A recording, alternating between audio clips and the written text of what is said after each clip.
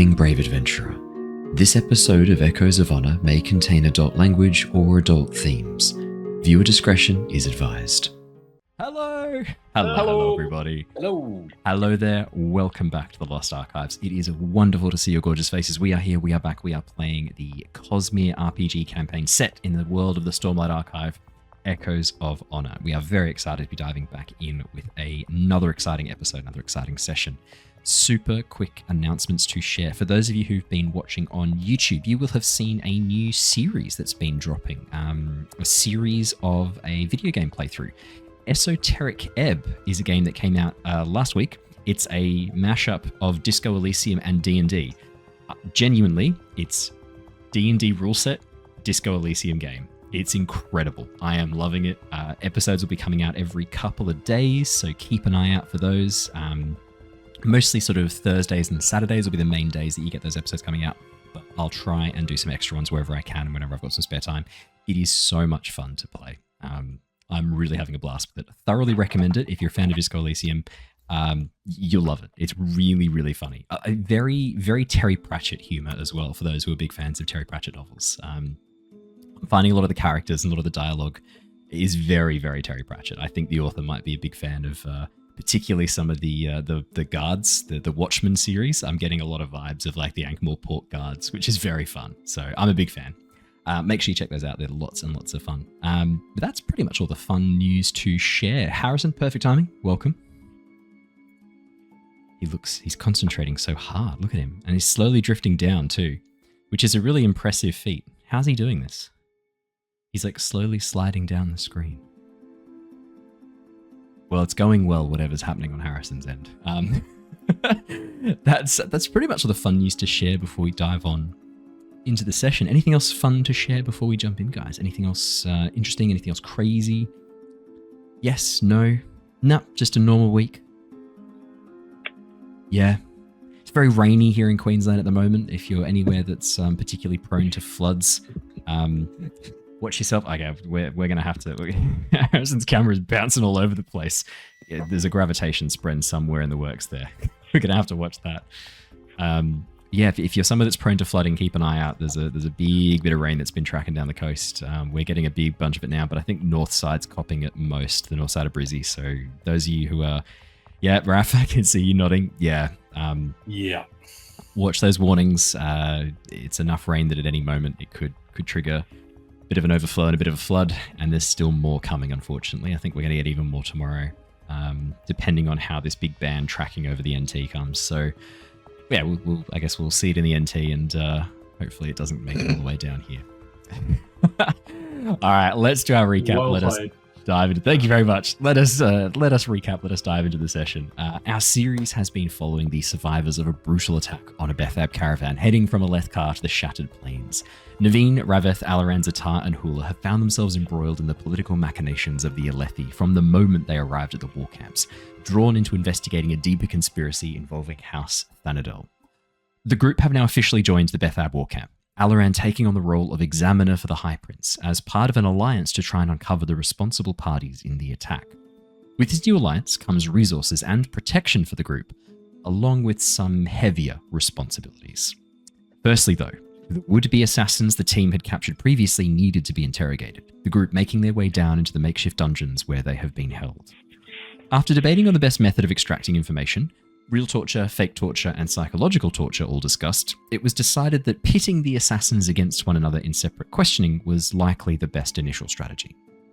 With the Shin-looking assassin appearing the most nervous, Alaran led the questioning, learning a little bit about how the assassins will hide and where, a location known as the Diving Sky Eel, an alehouse in the outer market. The team also learnt how much their lives were worth, a surprisingly high number, I think, given some of their self-esteems. We dive straight back in as Alaran leaves the cell, the door shut and closed behind him as Hula turns the lock, leaving two more prisoners whose story has yet to be heard. And that is where we left off last session. Alaran, as you stride over the entryway to the cell, stride through the sort of weird sand, this kind of like sandy gravel that's been scattered across the entrance. As you stride through it, kicking a bit of it with your feet, stepping through the gated doorway. Hula, you close the metal grate, turning the lock and shutting the door once more, and then closing the curtains that divide this area off, creating a soundproof barrier.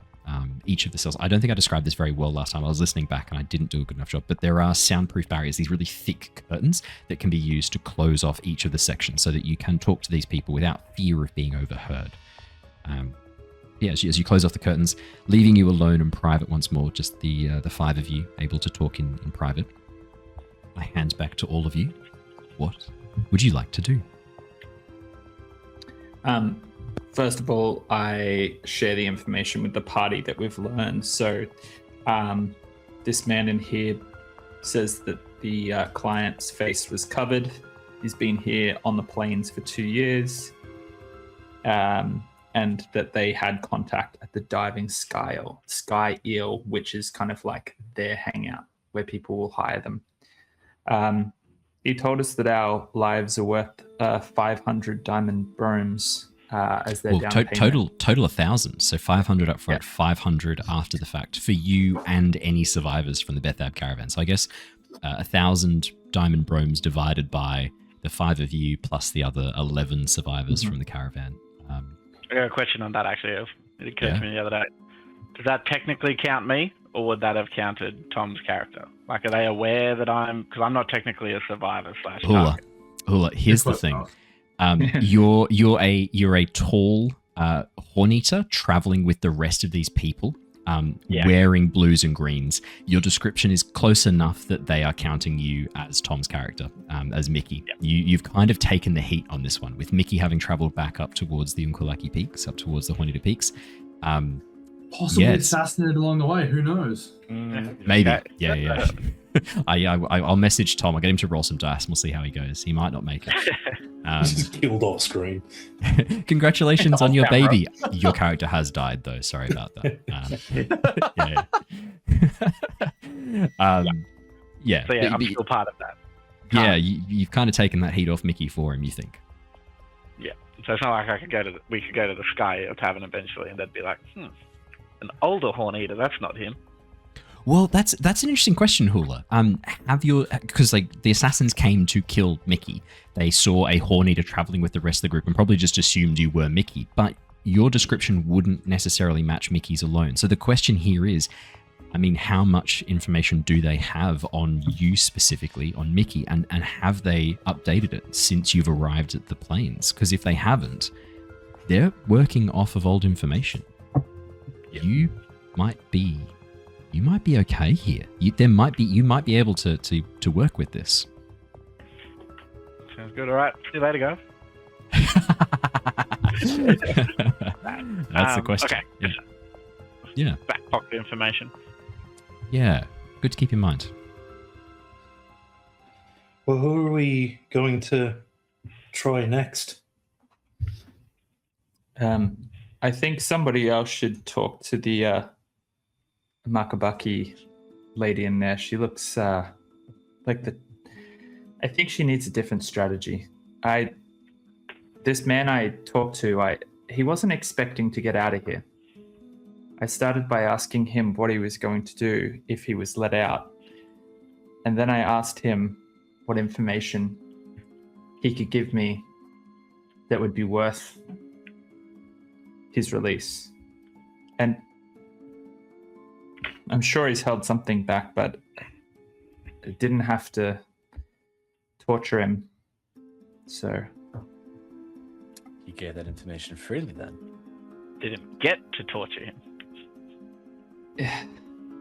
Yeah, Hula. I think that I'd rather us not have to do that. Now, I did say that there would be, he has money that we have, and he is currently imprisoned for a crime, and I don't imagine that he thinks he's going to see the outside again. So just hinting that that's a possibility.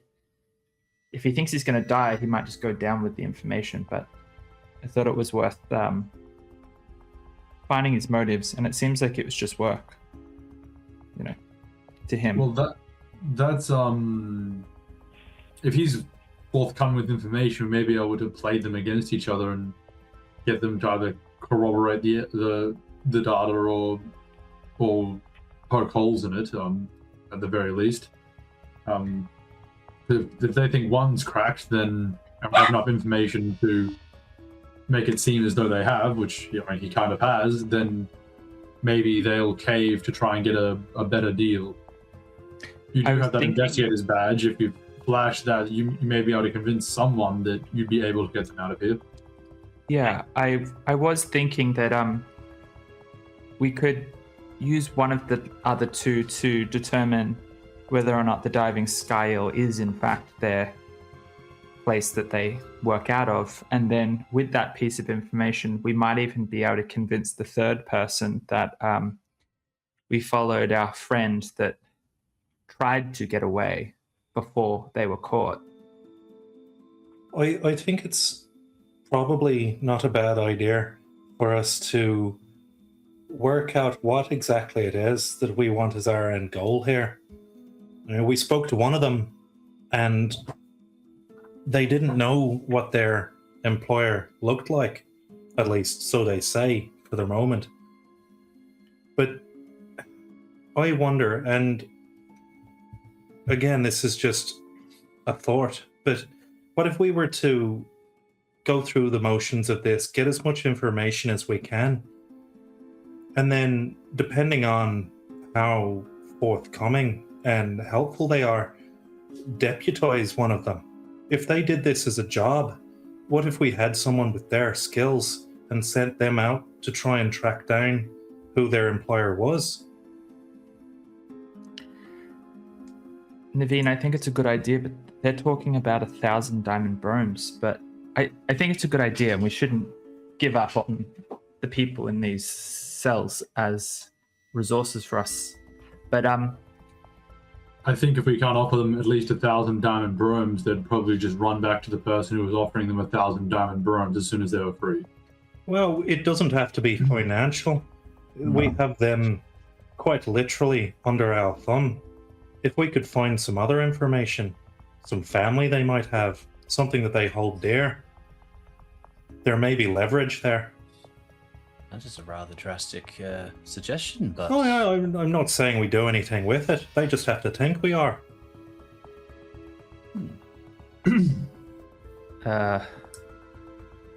We'll see if we need that. I think whilst the client is something we need, Neivien, the other thing is that this man was under the assumption that his friend got away. The fourth man in the room, the more experienced one, I think. I don't know, you guys got a lot closer in the attack than I did to that figure, but I think they might be either the leader of this group or at least assumed that they're more experienced if they have gotten away. It was just, he seemed so confident that he had gotten away, almost as if he wouldn't have assumed that he could get caught or they could get caught the way that the three of these did. So unless you just assumed that they'd be thrown in there with them if they was, so they would have seen him. Yeah. Are you suggesting that we try to find this one that got away in the hopes that they have further information than these others will? I think that's a good idea, but I also think that we could use leverage of the diving sky eel as a suggestion that we managed to follow them there, even though that they were not supposed to go back there. I think there's a play there to be had. I think we need to confirm if the diving sky eel is their contact point first, but I think there's a trick here. I think that's a good idea, but wouldn't it be helpful if we're going in there and pretending to these others that we know this fourth person and that we have them to have a name? Can we go back into this original and get a name for him? Are they all in the same cell, Owen, or are No, they in separate. like three individual ones? Separate. Have we actually noticed that white sand, or have you just mentioned it to us, the players? Alaran notices it as he steps in. It's up to Alaran whether he shares it. You can't really see it from all the way back. You have to really be stepping into the room And even then, it's only because his heels kind of crunch on it that you notice What's it, the Alaran. white sand? Sorry. Yeah, there's What is like a bit of weird sort of like white sandy gravel just scattered around the entrance to the cell where the shin-like man is sitting. Only to the shin-like man? Interesting. Okay, well, interesting for Harrison. Ztar is none the wiser. Rav-eth is gonna think if that's like a tactic that perhaps someone might use to, like, I don't know, alert someone when they're nearby. Like, I'm just gonna think back on that. Is that like a lore check I could do? Yeah, I think. Well, did falling Alaran under- mention it to you? Is the real question. That's a good point. Has Alaran mentioned it? Alaran wouldn't have thought anything to speak on it, but maybe as he's coming out, he's dusting off his boots, and he's like, "That cell is full of fine white gravel or something. That's so strange." As Alaran would do that, Hula would probably be like, I hate that stuff. It's coarse and it gets everywhere. No.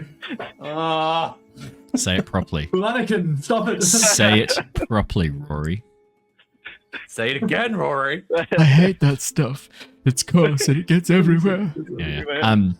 As Alaran kind of dusts off, Rav-eth, it is like a fine sand. Could you please roll for me? I think a deduction or a lore, your choice. On that also, Neivien with her fabrial creation side of things, could I roll for something from that direction with the sand? What direction? Like with fabrials, Right, obviously. like a crafting kind of. Yeah, Well, sort of more like a like when you're transferring energy from one fabrial to the other. yeah. I know that there's certain things to do with sand that might have some relation to No, that. not yet. I don't know about that yet. No, Okay. you wouldn't. Oh well, Okay, actually, we no. You might, depending on your background. I will have you, given your background and given your link to your mistress, I will get you to roll me a crafting check, please. I will do that. Given who your As mistress soon is, that as we I can open actually do roll something with 20. this. Roll for sandcastles. Yeah, roll for how involved is your mistress in a certain organization Bad is what I'm things. asking. Well, ooh. Yeah, Very on the It was a backstory. 20 non-natural on the lore check. that's a really nice lore check, Rav-eth. Rav-eth, as you sort of see this white sand scattered around the floor of the cell, and as Alaran dusts a few off his boots, you watch as a few of the flecks land near Ztar, and the second they do, you watch as some of the flecks turn black instantly. You've heard of this. It's been written about in some of the history books that you found back in New Natan. Sand that, when is exposed to certain energy, the energy of fabrials, the energy of stormlight, changes color. And that's an 18 from Neivien. Neivien, your mistress is involved in this. You have seen this in use as well. Your mistress would have used this sand, a curiosity that she acquired from some unknown location, some unknown merchant, that she's been using to play around with Stormlight. You're not really sure its function or what it's for, beyond that it seems to react to Stormlight and react to the power of the storms, changing color from black to white and then white to black. Would it be responding to Ztar? It is responding to Ztar. Ztar, Yes? that white sand that Alaran has brought in on his cloak, it seems to have reacted to you. It's gone a darker color. In fact, it's gone black. Perhaps it reacts to listeners, to singers. Maybe it's racist, like Alaran and Neivien. I resent that. You think the sand is You also reacting to resent me. your race? No. I've read about this before. It reacts to Stormlight, I think, or other energies, perhaps.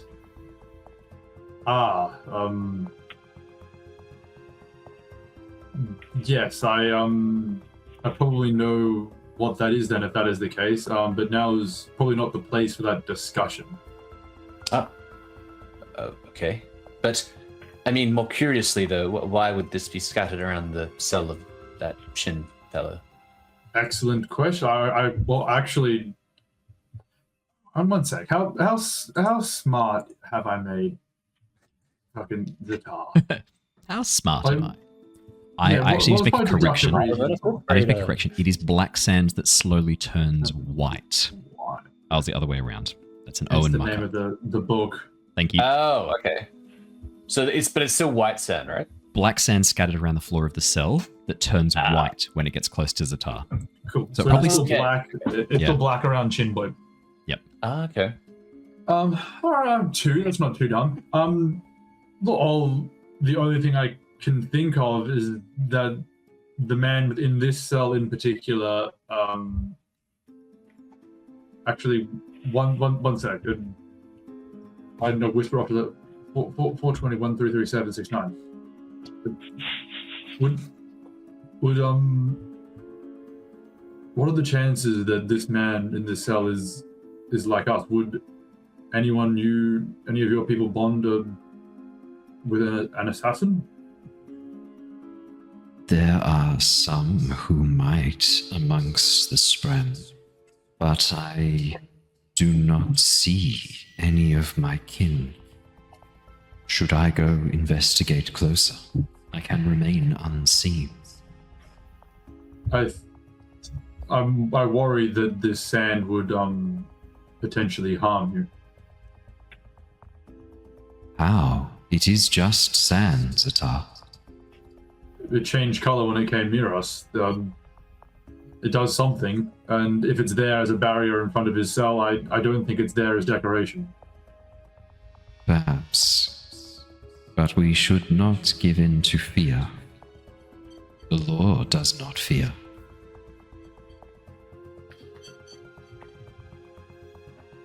And with that startling revelation, Ztar sort of shuts down for a moment, contemplating the true majesty of that word of wisdom. Oh my.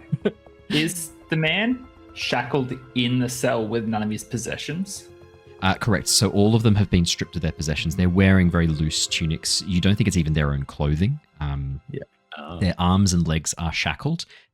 So their arms are shackled, their wrists are shackled together, legs are shackled together, and then the arms and legs are joined by a chain. And then in the middle of that chain is joined to a central stone pillar in the middle of the cell that prevents them moving too far away from the center of the room as well. All of this has been soul cast from the looks of it. It's a very well designed cell. Say what you will about House Bethab, but they do their containment of prisoners is very well thought out. Would anybody be opposed to me having a quick chat with this gentleman regarding whatever is going on with that sand? I don't see an issue with it.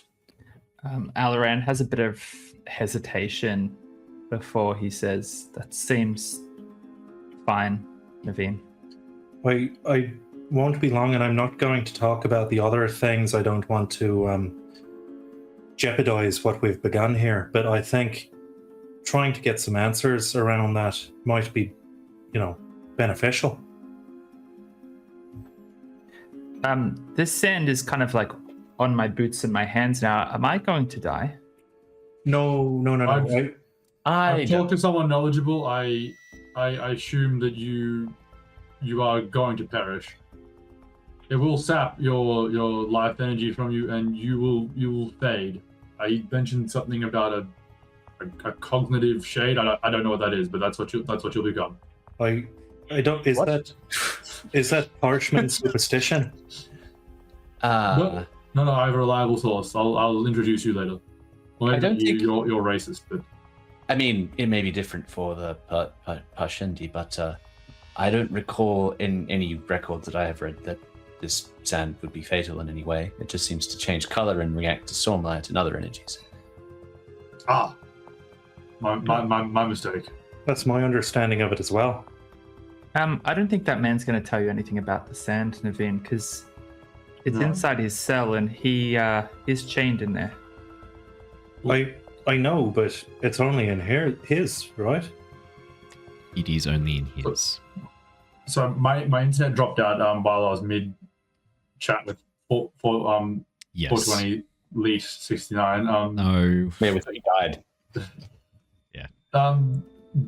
What did we decide after that? Did he reveal any, like, he didn't try and go in or anything, did he?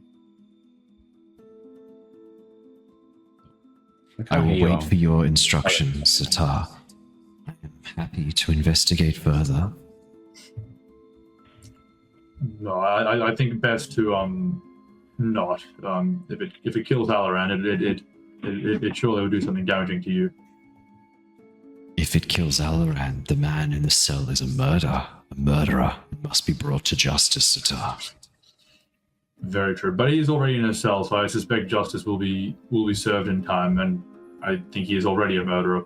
Only death. In this case, the laws can pay will. for death, Ztar. I think that will depend on the laws of the land. If they deem it imprisonment for a period of time justified, then as long as they are punished accordingly and not let free and or rewarded. We are with the Aelthi. I have watched them. They punish in such a manner, swift and ruthless. That is fair. I suspect they will be doing the same. I think you would either end up on a bridge crew or at the end of a rope.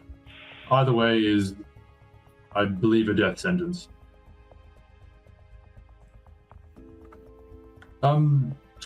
Yeah. My source doesn't think that it's inherently dangerous, but I'm not inclined to cross that boundary myself. I have seen this sand in use in the past, not closely, and I haven't looked into it very much. It was something that my mistress dabbled in briefly, but she's still fine. Yes, but I doubt she is in the same situation as myself, and if that man beyond is in the same situation, I think he is far more dangerous than you would expect.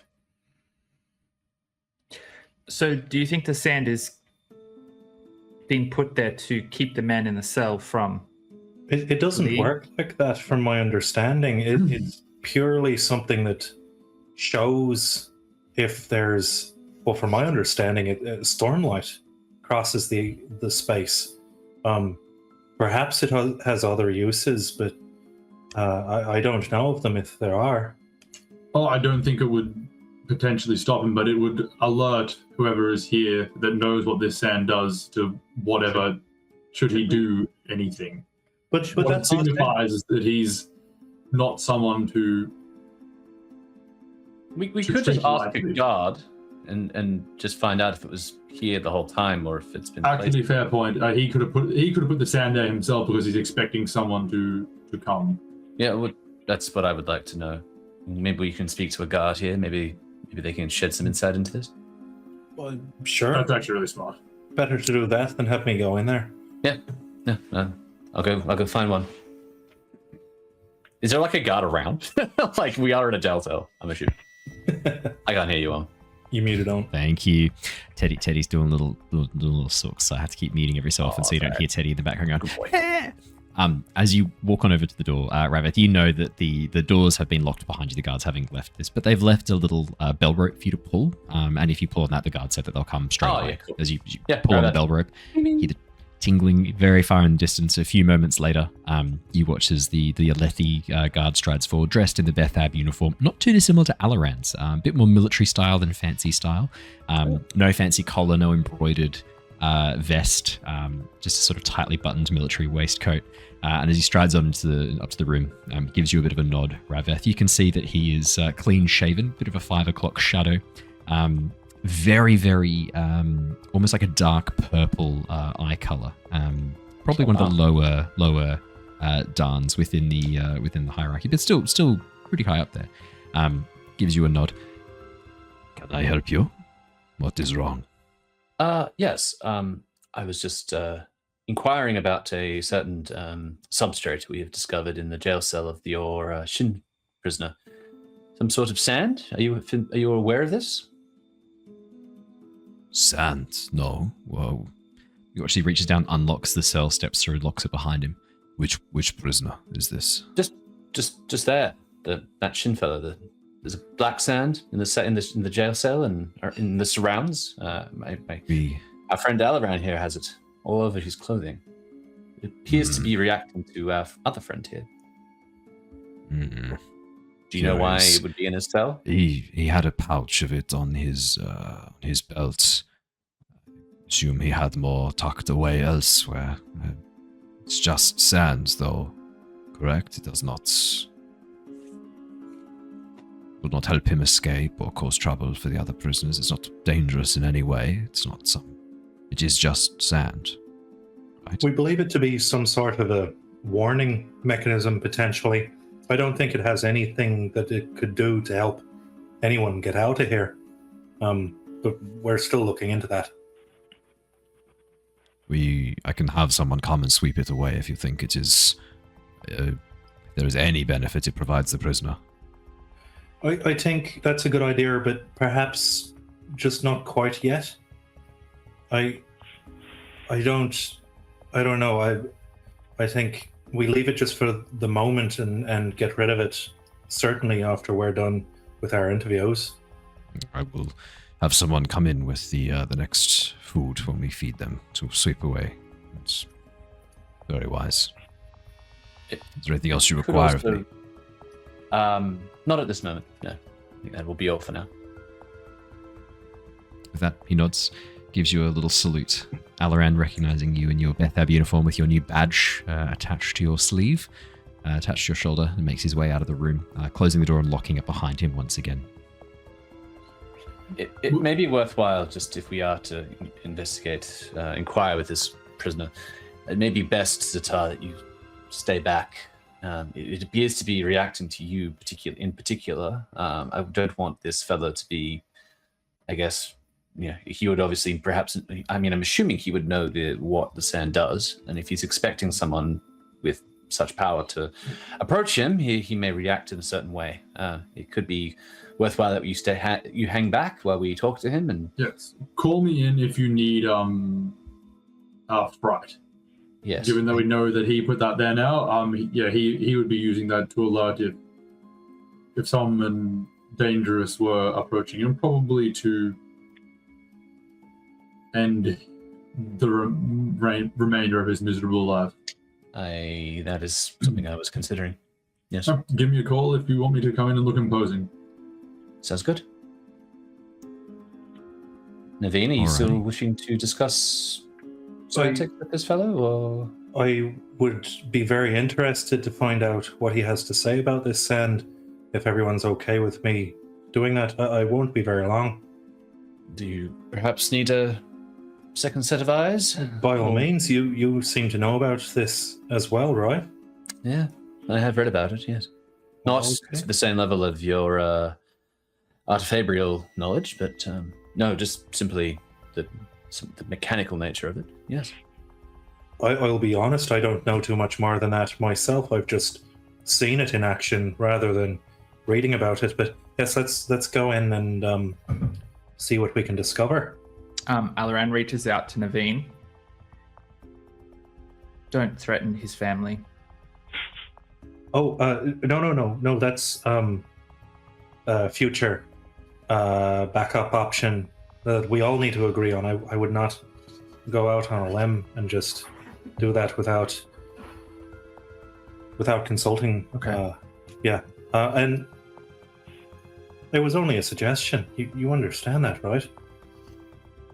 Alaran's face is like squinting at you, like trying to read you after having already read you pretty strongly at the end of the last one when we came down here, that there is something to worry about with Neivien. Something to worry about. All right. We pull back the curtain and wander on into the Shin-looking man. So, Neivien, As you step on through the entryway, you watch as the man looks up once Sorry, just again. quickly, Oh, yeah. before we do that, do any of us have charged Stormlight on us? You all have spheres that would have Stormlight in them, but it seems like that isn't enough to trigger this immediate, very rapid changing of the color. It seems like that's reserved for something else. Yeah, right. So it's not like it's going to change as we go in. Oh, well, that's the question. It might do. You're not sure. Didn't for Alaran, though. It didn't for Alaran. Neivien, as you stride on through the entryway, again, your heeled boots kicking some of the black sand around as you step on in, you watch as the shin-looking man slowly lifts his head once more. A little bit of surprise at being questioned again so soon after. As he looks up at you, you watch as again, now that you kind of know what to look out for, you watch his eyes glance down towards the sand for a few seconds and then look up at you. So,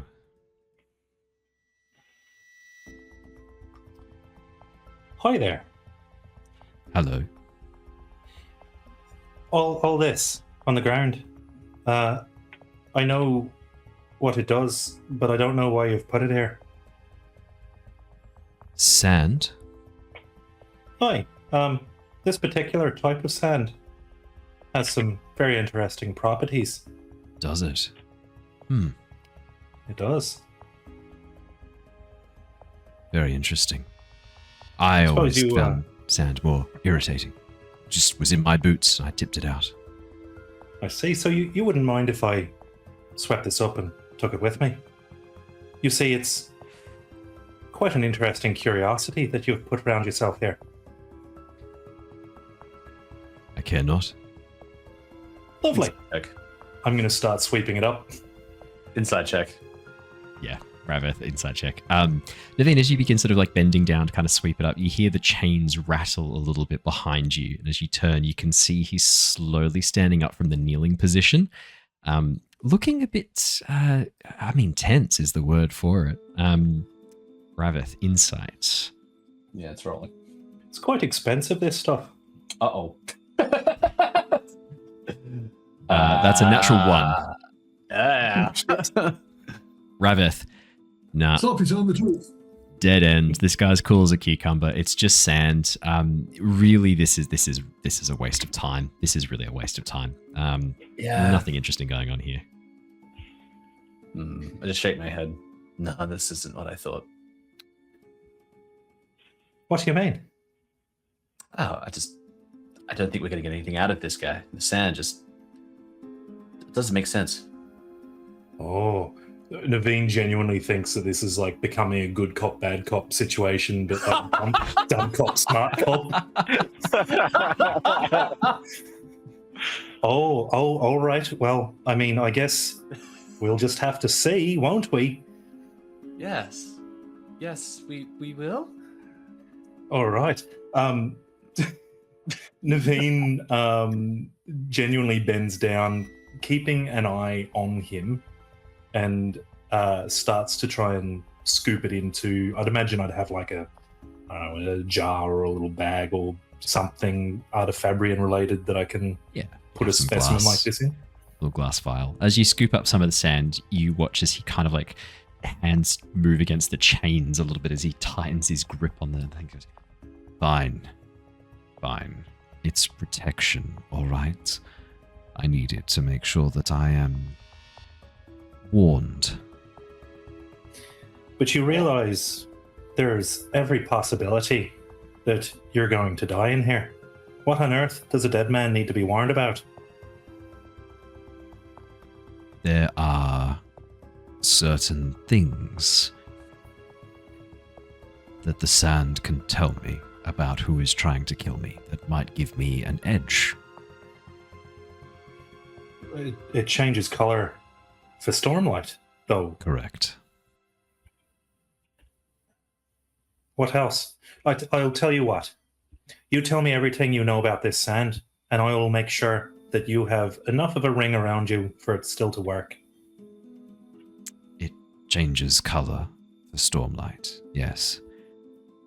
You look like someone who dabbles in fabrial design, correct? I can see your modified device there on your hand. Aye.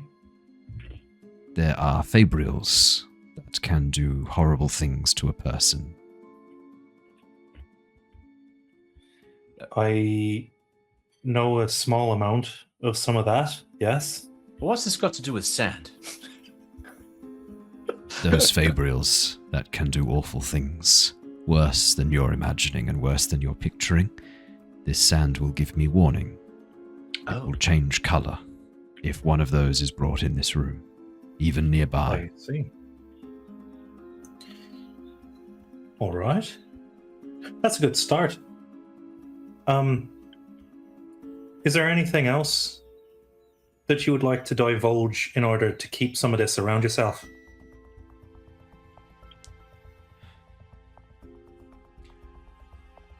I do not know who will come to kill me. It could be an execution at the hands of these Aelthi. It could be a fellow assassin hired to clean up the mess that we've left behind. Could be someone else for another reason. I'm just making sure that I have some warning on who it is.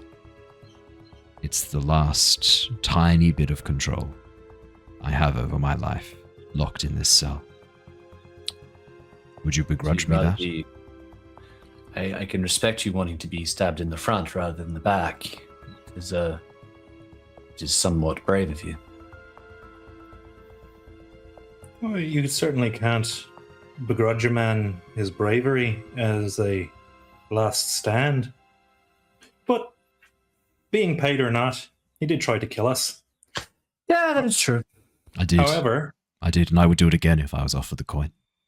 yeah, well, you're not helping your case. I'm not trying to. This isn't personal. As I explained to, I'm assuming, your colleague, this is just business. What do you do for a living? What part of yourself do you trade for coin? For spheres? I don't really have any inclination to answer anything from you, to be Fine. honest. Don't answer.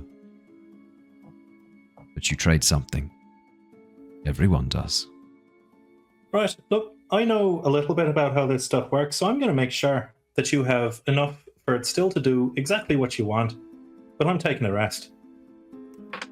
I start scooping up enough to fill at least a vial or two, if I can, while still maintaining this little salt circle that he's made for himself. It's not even a salt circle. He didn't have that much at all. He's just scattered, like, imagine a little tiny handful. Oh, hey, Teddy. I know, I love you too. Imagine a little tiny handful of black sand, like, scattered across the front of the doorway. Because he couldn't reach. He couldn't even get into his pockets properly. It's not a circle. He hasn't been able to even do that. Clearly, whatever he had was, like, emergency rations, and he's just chucked it in front of himself, between him and the cell door. There's really not that much in Neivien at all. Okay, well, in that case, I'll leave what's there, knowing that the guard has a pouch full outside anyway. Yeah, exactly. Yeah. You know there's a whole pouch full. I was like, why are you scooping this shit off the floor? You just were told there's a whole pouch full. I forgot. Fair enough. Rav-eth is just like not really believing the sand anymore. He's just like, yeah. I'm just gonna be like, In addition, Rav-eth, I mean, this guy seems really open and honest. And when he says it wasn't personal, when it's just business, you really believe him. I mean, with your natural 1 on the inside, total of 4. Yeah, I mean, it's you're starting to kind of feel a bit of like, yeah, we do all trade a part of ourselves. And it's not the worst thing. I mean, it's not really that different to what soldiers do, I guess. It's kind of what you're justifying in your mind. As he says it, it seems reasonable. I actually like to put people back together again rather than ending their lives. I'm a bit of the opposite of what you do. I prefer that. Not all of us have the same opportunities. I mean, I was lucky, I suppose. But I didn't come from much either. What's your name? Which as he grins a little bit. Killer. That's definitely not your real name. No, but it's what I am. What name were you born with? I don't think you need to know that. Steve. All right, I'll just pack this sand up, I guess. I can't stop you. Well, I'm a bit bored. Should we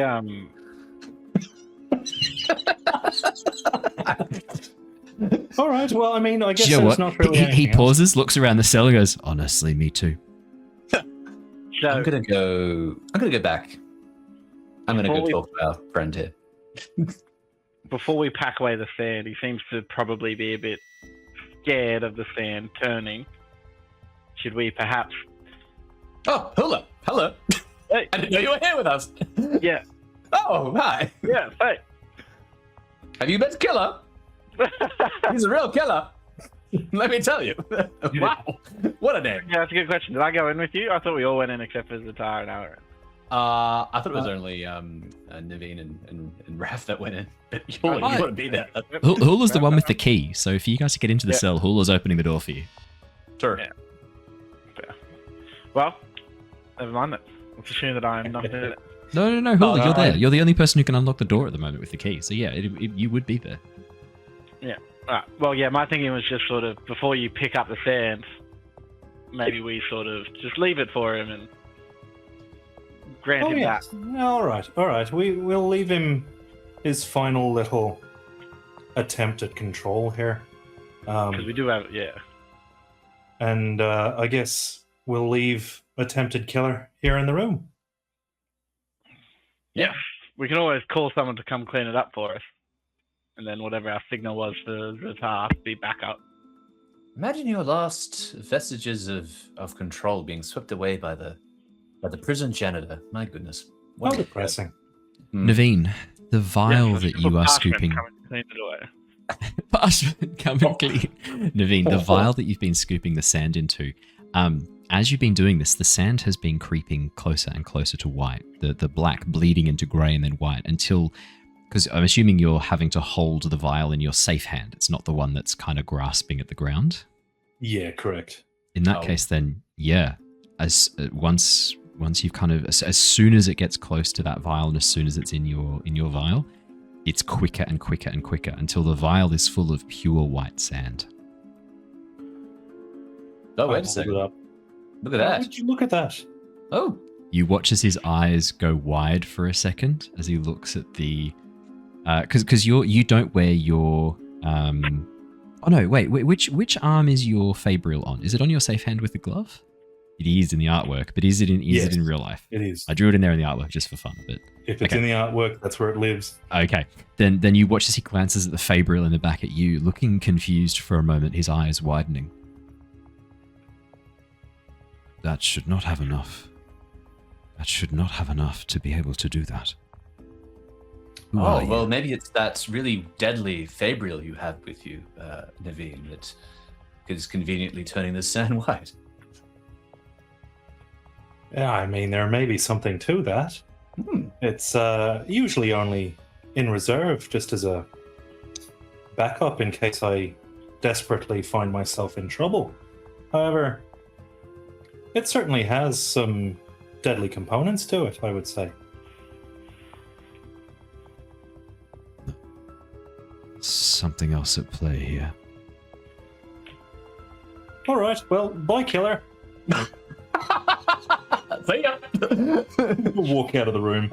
Don't follow me with you. Let's go. His eyes follow you, Neivien, as he slowly kneels back down again, much more tense than he was before, confused as he stares at your hand and back up at you, not sure of what he's seen.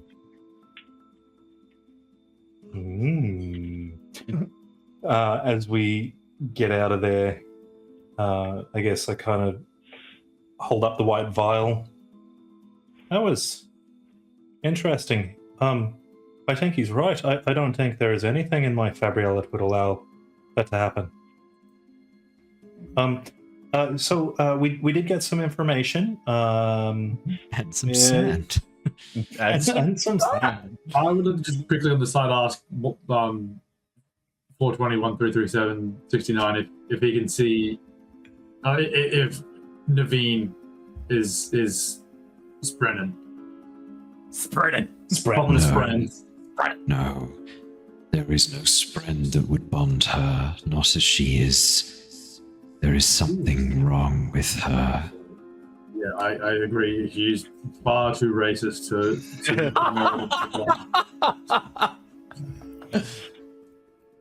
She started banging on the other day about making Alethkar great again. It was honestly a bit much.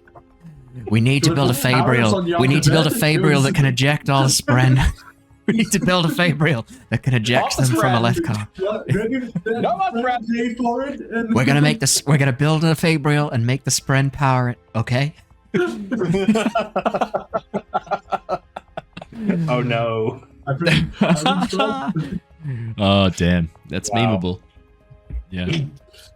I agree. Okay. What would have made the sand go white? There is something about her. She is wrong. Oh. I will keep an eye on her. Is it time for me to go in and pretend to stabby stab? I think there's a few ways that we could approach this. Either we let him stew in that for a little while and come back around later on, or we just press the point and pretend to stabby stab. But at the end of the day, I think maybe waiting is probably better, because otherwise it seems like we're just all the same group. He did seem surprised by investigators so quickly coming in, a different set. So it may be good just to leave it a little while, Yes. I think. All right, let's talk to the others. Plus, he was quite confused about Naivien's little, that little vial there, which is now white. That is rather curious, though. Can you explain this, Neivien? I can explain why it went white for me, but... Can I roll for explanation? Can you roll for rolling explanation? For or rolling for bullshitting us with an explanation? Yeah, I need to know which one it is, because that does determine the roll quite significantly. That's roll for me trying to work out why it has actually done that. Unless I would just inherently know exactly why it's done that. Neivien, you know why it's done that. Okay. Do you know now, Ref? Oh, I know, but I don't know if Neivien knows. Given your expertise, you specifically have Fabrial crafting expertise and another type of expertise. Specifically, that expertise is going to help you out here. Do you want to roll for me a deduction test? But you're already going to get some information just straight off the bat. I'll roll a big deduce. Yes, unnatural 20. Neivien, you know your history in this instance has done something to you. Cool. Yes. She's built diff. You are built different. Is that what you said, Matt? Yeah, she's built differently. This is you don't realize how funny that is. Yeah, Neivien, you're built different. In this instance, there's something. Are you a bunch of bugs stacked together by any chance? Not as sleepless. Not as sleepless. As Whoa, funny. Oh my god! I did genuinely consider having a secret sleepless in the party, but given that we know for a fact that the sleepless, you have to be basically covered in scars and stuff. It's hard to justify without immediately being suspicious. No, you're not a bunch of bugs stacked up. You're not a sleepless, Neivien. That would have been amazing, though. That would have been a good reveal. I wish I'd thought of that. What else can turn into other things at all? In this instance, you are changed. All right, cool. So good. Oh, I know we've had a summon as well. Summon creature. Okay. Yay. Yeah, really, I can kind of work around with whatever you want to do. I will say that we're kind of at the level, because there's no challenge ratings in this. There's tiers. These guys are still tier 1. So if you have a bit of a Google for tier 1 creatures in Cosmere RPG for Stormlight, you'll get a bit of an idea of what we're dealing with. We're looking at things like axe hounds. We're looking at things like soldiers. Chasm fiends is a big no. And given the timeline we're operating in, which is we're currently in the middle of the Way of Kings. Probably the more fun things like Fused, we're going to just wait on those a little bit longer. So we're looking more at tier 1. Things that the group would encounter during the first novel of the Stormlight Archive. White A sleepless is a funny suggestion, given the conversation we just had. Sleepless disguised in that sound. I will allow a sleepless as one of the options, only because I can do something quite fun with that as well. And I'll find a way to bring it in. So don't panic too much. If you think of something really cool, but it's hard to bring into a prison cell, don't worry. I'll just bring it in the next session or the session after. I'll take note. We'll definitely see it. Just summon in Wit. You can summon in Wit. He is there on the Shattered Plains right now, in fact. Yes, you could summon in Wit. You don't need to. I've already teased him twice in earlier episodes. I think I can see Ash nodding. Ash picked up on it. I wasn't very subtle. No, I know I wasn't very subtle. Yeah, there are some things. So if you want any help, send me a private message and I'll help you out too. It doesn't have to be this session. We'll get you something, I promise. You want Wit, okay? Okay. Wit does technically fall under the creature arm. I know he's an NPC as well, but also technically, I would allow creature given what has happened to Wit creature. as a result of holding the Dawn Shard for as long as he has. White spines are a choice. Have a think. We don't have to commit. We'll get back to you. Don't worry about it. We'll get something in.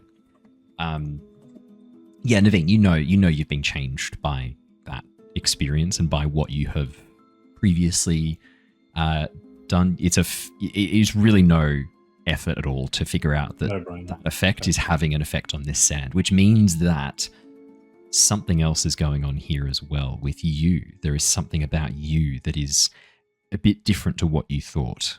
This effect that you're under, what has changed about you, seems to be, I mean, given the fact it's had this effect on the sand so quickly, more active than you thought. Oh no. Yeah. No, I think it very probably is due to my febrile clock that I have here. A clock. That's right. So you see the febrile, the way that it works, it uses stormlight energy to power it, and as that stormlight energy is used, it's dissipated, and I think that's what's changing the sand here. You're just a silly parchment, but there's this thing called time. Roughly how long it takes you to fetch a box from the warehouse for. So I can track lazy fucking parchment not doing their jobs quickly enough. Can I roll for believe? Yeah, can I also roll for believe? That'll be an insight. I've got 420 told me. Can I? Yeah. Can I roll for insight? believe? Insight check from anyone who is questioning this, Neivien. That's going to be a deception check. That is a blatant lie. For sure. And surely that'd be advantage for the time. Advantage. Yeah, I was saying, There's can I such put a- advantage because I got 420 telling me that she's sus as. Definitely advantage for Ztar, given that. Oh, Nat okay. 20. So that's a natural 20 for a total of 22 on the deception check. I'm believable and adorable. I got 22 for the inside. Could Yeah. I chime in here? The last roll that I did was Alaran's insight of Neivien. Like, I'm extremely like paying attention to her behavior. That was a nat 20. So That was hours Would ago that- in the game. No. Get out of here. Wasn't it? okay. Wasn't that hours It was ago in when we game? came Oh, no, down it wasn't. here, wasn't it? It was You're in right. the- No, apologies. It was fairly recent. Yeah. It was talking okay. about like torturing people. Yeah. Oh yeah, right. Theoretically torturing people. Theoretically torturing people. Neivien, so you have an opportunity as a result of your natural 20. It's up to you how you want to spend this opportunity. You could use it to convincingly throw off the scent so that the rest of them really don't know what's going on here. for Alaran, it's not going to be a clear cut. She's lying, Alaran, with your natural 20 because it was for a different scenario, different situation. There's time has passed. You've gone and talked to other people. Sure. I won't keep it as the natural 20. If you want to roll again, you can. Otherwise, there is a sense of unease that there's something not 100% right here, but you're not sure what it is. It's not obvious what's going on here. Otherwise, Neivien, you can bank that opportunity and save that for something related to this later if you need to. I'm going to bank it. You're going to bank it. Okay, in that case then, Ztar. Yeah, Naveen's lying. You got 22 matches, 22. Naveen's lying. Rav-eth? Yeah, that checks out. It's just a clock. It's a very infused clock. Oh, but you were in a storm shelter recently. Maybe the clock's been infused with extra stormlight. Who knows? And it was bland sand. Like, Hula said it was bland sand. Like, yeah. Exactly. Yeah. I mean, you're not even convinced the sand changes color. Rav-eth's got a reverse color blindness where like you see colors perfectly, but you can't differentiate black and white. Is the sand black and gold, or is it white and gold, or is it black and blue? Who knows? Yeah. Who knows? Color, guys. Yeah. It's just a shade of gray. Rav-eth has no rods. He just has functional cones, which means that you can't see lines, you can't see movement, you can't differentiate light and dark. It's just all color for you. It's beautiful. I'm blind. It's all an oil painting. Everything you see is an oil painting of like messy colors. I'm 80% blind at this app. nothing going on, Rav-eth. You're not nothing much going on here. But yeah, Ztar, you know that Nevien's not telling the truth. This is a lie. I will keep that to myself for now, because this may be someone that needs the long rod of justice coming towards them. Wow. The what? I'm sorry, long rod over there. It's fine. Yeah, rather just shrugs. I think we're getting too caught up on the sand, guys. Yeah, fair point. But yeah, let's go talk to someone else, because we've been just milling about this guy's cell for I agree. roughly 40 minutes. Yeah. My eyes are playing tricks on me. I think the sand is black. I think the sand is white. I think the sand is gray. I don't know what's going on. I'm very confused. I need to get my eyes checked. You just don't see the world through that lens, Rav-eth. Black, white. You're built different. That's why I like you. Red.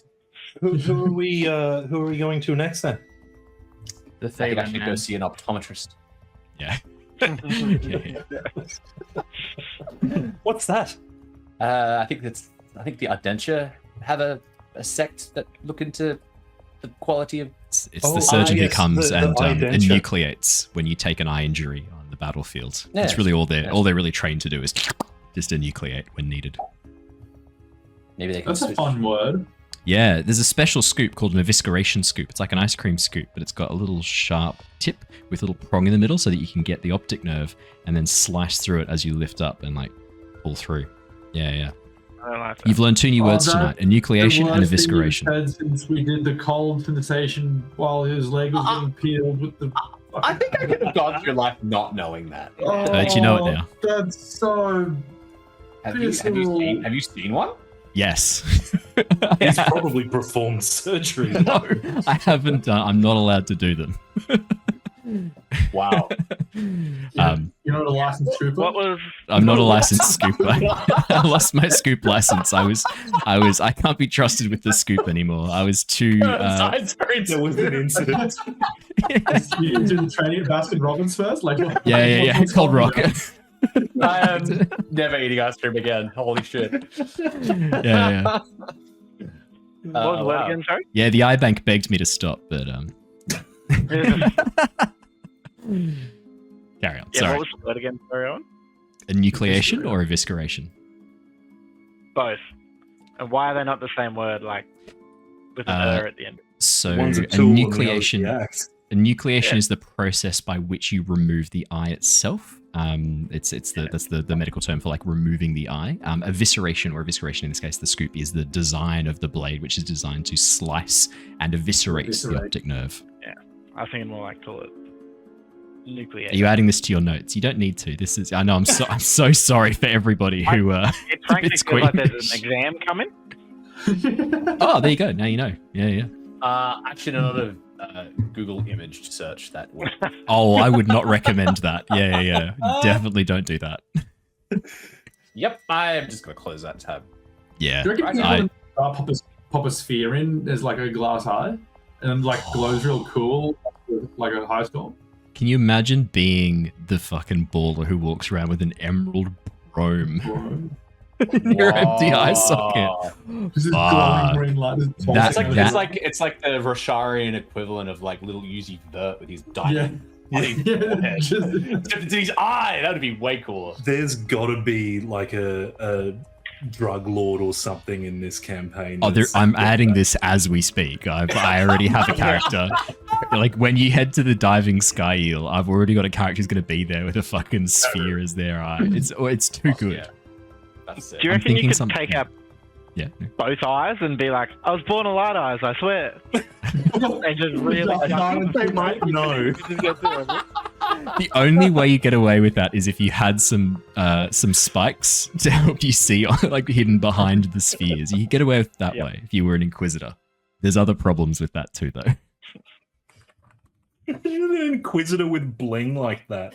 Can you imagine they've like glued? All gold Personality spikes. being- Nothing but gold and gem and crops of spikes. When you're semi-immortal, you like the finer things in life. Yeah, it's true. I like the slow reveal that we actually haven't been playing the Stormlight game. We've actually still just been got some playing Curse of Strat. Strahd. It's still this is a prolonged Blinsky special. This is actually a Blinsky special. Any second, all your characters are going to wake up and Raspip's going to be there, just rubbing his hands, looking down at you. What a nightmare. Oh fuck. Wow. Man. Yeah, we don't have points for derails in this particular campaign. We save that for Tuesday nights because it happens every session. So we have like a bet at the beginning of every session that audience can participate in, where they take a bet on who's going to derail the session, and you win points by being the person to correct. And maybe I should start introducing that for this, because this would be an absolute Owen derail by going into the details of how you remove an eyeball. I'm really sorry. I don't know why. I can't help myself sometimes. When you ask a question, I feel the need to answer it. It's something within me that's like desperate and needy, and I hate. Yeah, compulsion. It's like, I must answer this question. Query has been asked. Answer pending. Like, I have to. if anything came up in my industry, it'd be like, oh yeah, like Pantone colors are fun. You're just like, yeah, you use this to remove eyeballs. It's like, Yeah, sorry about that. I don't have anything like that. That's crazy. Sorry about that. Anyway, I will put a little. Well, we already have the content warning. Nah, we're covered. It's fine. You're I'm not welcome. doing anything extra. That's enough. You know what you're getting yourself in for here. What were we talking about? we're leaving. I think who we're going to talk to. Yeah, I don't know how we got down to this rabbit hole, because it's. Well, coincidentally, if we do come back around on Team Torture or go for the family, we've just learnt a fair bit of how to do it. Eviscerate and Actually- pop a spear in. Removing the eyeball's not a great torture method. No, we're not. No, we're done. We're done. I'm not going to go into the details of why. We're good. We're good. I think the. I'd panic if someone took out my eye. I would No, give you- up a lot of secrets. There's another word that comes in place here called shock, which is a guaranteed outcome if you're not anesthetized or unconscious, because of the fact it's neurological tissue that you're cutting through. Like, it's technically part of your brain. Sorry. Carry on. I think we should probably leave our shin fellow here and perhaps think of our next steps. Are we going to visit this tavern? Well, no, there's still two more to talk to. have a chat with. Yes. Oh, they Let's heard do Neivien that. very, Let's very go. vividly describing what she was going to do to them with the evisceration scoop, and they've both killed themselves. They've hung themselves in their cell. They're done. They're out. But yeah, let's get a corroboration. We can drop that we know about the diving sky eel. That should be enough to get them to think that the other guy's cracked. See what they tell us. If it's nothing new, we go to the sky eel, look for a guy with an emerald brome for an eye, and away we go. Sounds like a plan. I think that will work, and we have his name as well, which we could potentially use. He calls himself Killer, which is stupid, but there you have it. Bit uninspiring. Yeah. It's not the most creative name. No, it's not. Who's going in to have a chat with the next person? I think Hula should come in with me. I think we can all go this time. I think. Or unless you want to handle it yourself, or you are the leader, Alaran. I'm happy to hang back, but I mean, No, I probably think- won't notice that I'm there. I think you should come in for this one. Captain, my captain. Yeah, so we're going to go into the Thalen man, the 40-year-old ish, relaxed looking guy. As you step on into the cell, you watch as the Thalen man looks up at you. You can see that his eyebrows have been pulled back and tucked behind his ears a little bit, tied back into his hair to kind of keep them flush, to stop them kind of waving around, but they've been mucked up along with the rest of his hairstyle. Longer hair that was tied back into a ponytail's kind of come apart. You can see there's a bit of a bruise building on his cheek. And as you step on into the cell, you watch as he looks up, gives you a bit of a smile. So, do I die this day, or... Die? No, we're here for information, and we'd prefer that that be what we talk about today. So I'm gonna just set the scene, and then I'm gonna let my friend here ask you some questions. Now, the other night when you attacked the people that were holed up in the barracks, you were aware of the individuals you were attacking? Yes, we were. We had your descriptions, each and every one of you, and I must say, I am deeply sorry.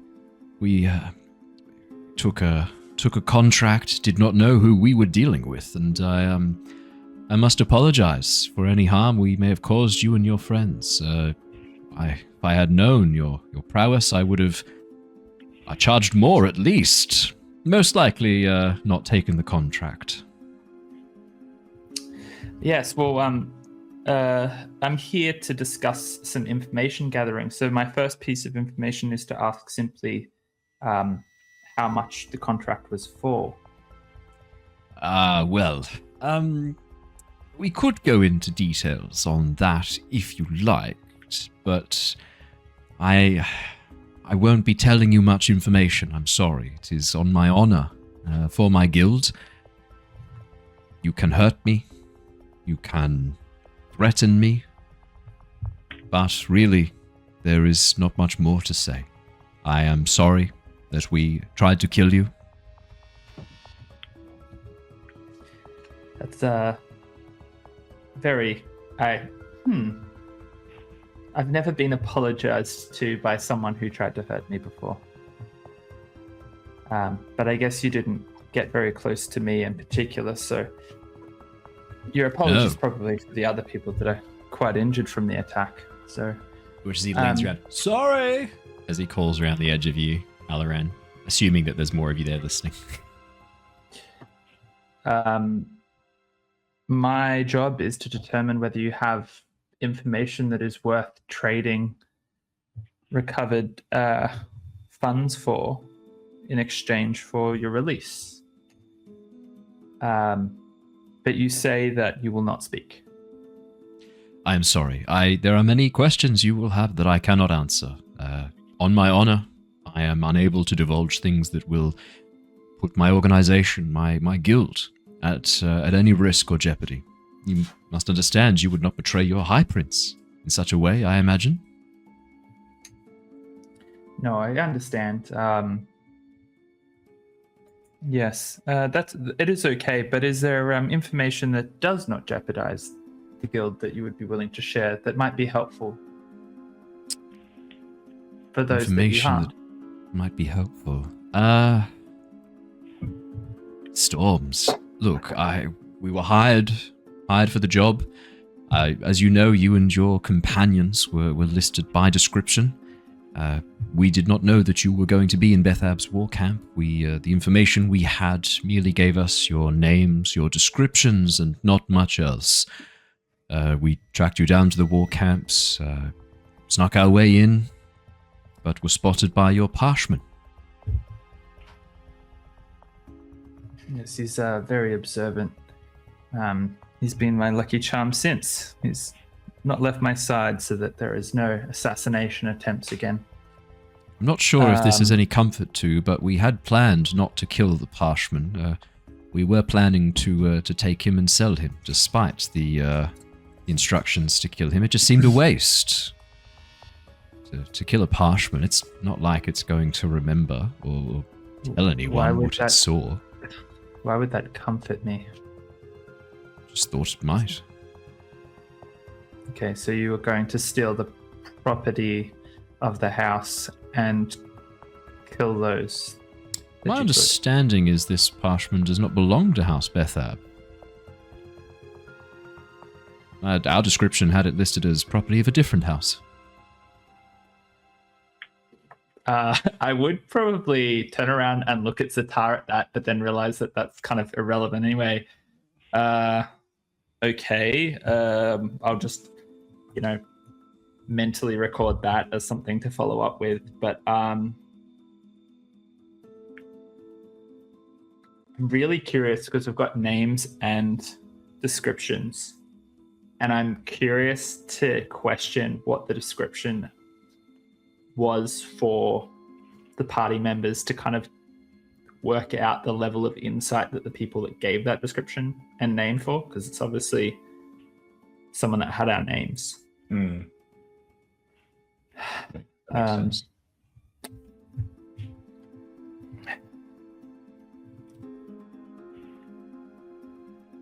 And I've got a question about your honor of the guild. Now, what happens if the local, your setup here at the plains is expired?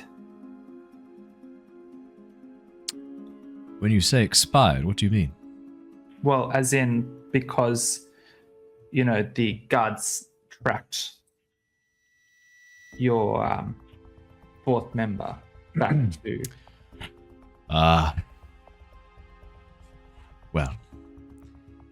I had hoped one of us would get away. Well, what is the state of the rest of my guild, might I ask? Members of House Bethab's guard have found us. I cannot speak on that. I believe that the entire location got not just the intervention of Bethab. Sorry, I caught myself. I shouldn't be sharing this information with you. And so if there is nothing that you can trade for information, I might just leave it to my friend here to see if he can find another motivation for you. I will let you know now that when you start the pain, I will tell you things. They might be true. They might not. You won't know. Would you feel differently if you knew already that one of your other members had given up more information than would compromise your guild? It does speak. Huh. Yes, I suppose I would be rather upset and frustrated if one of my underlings had divulged information. Our agreement, our bond, our oath was death before sharing. You said, what if it's one of your underlings? What if it was your superior that gave you up? Would you give up information too? There is no way my superior would have divulged anything of import And how do to you know you that? or to anyone else. As I far just as you're know. aware, we may have contracted your guild as well to partake information trade. If you have contracted my guild, then I would be free as the very first stipulation. Is that why you're here? Am I to be released? You must have deep pockets if you've been able to engage our services. They wanted to test your loyalty before they committed to that first thing that you call a stipulation. Ah, you were doing well. There was a chance you were telling the truth, but testing my loyalty? No, you're lying. Well, ask yourself this. How did we find out who your guild was to start the proceedings, if not for one of your possible underlings or superior giving us the information? What's to say you have found out who my guild is? What do you know of them? We know where they have a base or a standing. Indeed. We know how to get in contact with them. Oh, where would that base be? I'd sort of look to Alaran there to be like, do we want I nod you a, yep, go for it. Yeah. So we've heard talk of the Sky Eel Tavern. Could I Which insight on that statement? he closes his eyes and nods Are very we sadly. all in the room at the moment, or is it just? I'm happy for you guys Alaran to be like just back a little bit observing. That's not a problem. Okay. If you all want to be observing, I think that makes perfect sense. Cool. So he had a reaction to that? Yeah, he closes his eyes and nods sadly and slowly. Alaran, yeah, you can roll an insight check. Anyone who wants to roll an insight check. Excuse me, Ken. Yeah. It took very little persuading. As soon as even a chance of leniency was waved in front of him, he folded like a. I'm reading this differently. As usual.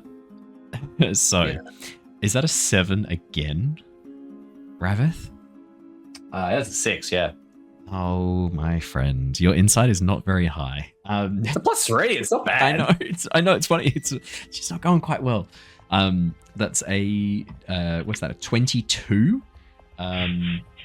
I was looking too high. Sorry, that's a 6 for Rav-eth. That's a 23 for Alaran. A 16 for Hula. Rav-eth, yeah, no, you've got him. You've got him on the ropes. That's it. Information has been. You've got him. This is it. This we is have him now, everyone. Oh, yeah. We have him on the rope. For Hula And and the stand. We need to find out about this regular stand. Throw the fat in his face. yeah, pocket sand. For Hula and for Alaran. Hula, yeah, I mean, you watch as he closes his eyes and sadly nods. This is going pretty well. You think this was this was information that you've got him on the hook now. Alaran, he's acting. The information you've been given, the diving sky eel, it's a place where you can find his guild, but it's not their base. It's not their location where they. No, this wasn't right. And with this, he knows that you don't have as many cards as you thought you did, or as you pretended to. From this point on, you can't trust what he's saying. Mm-hmm. You watch as he sighs. Ash's eyes. Can you at least tell me which one of my team betrayed me?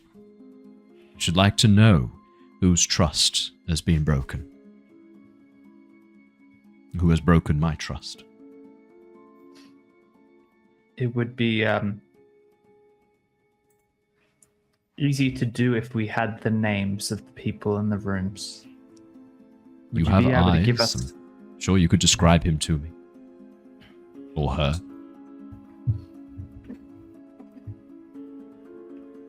Her? Yes. Her? Correct. Some of my team are women.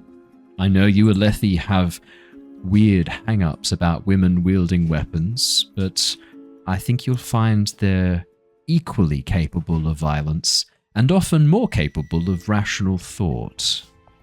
That is not what I meant. I simply I meant know. that we Very Had sexist not- the day after Women's Day as well.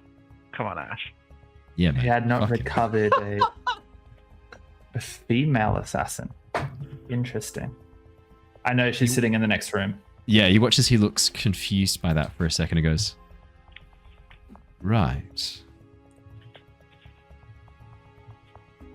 Well, I guess you have learned something from me, despite my best efforts.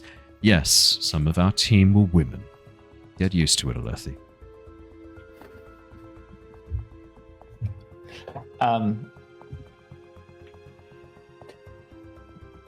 I think it was your boss that was the one that was speaking up. You know, the one, and then I described the chin-like man. Alaran, despite what I said earlier about you can't trust anything he says out of his mouth, this next reaction is genuine, 100% genuine. Ah! My boss. Ah! Ah! Oh, that's very funny. Yes. Oh, as he composes himself, I'm sorry. Yes, my boss. Ah, he has divulged crucial information for our organization. Damn and blast.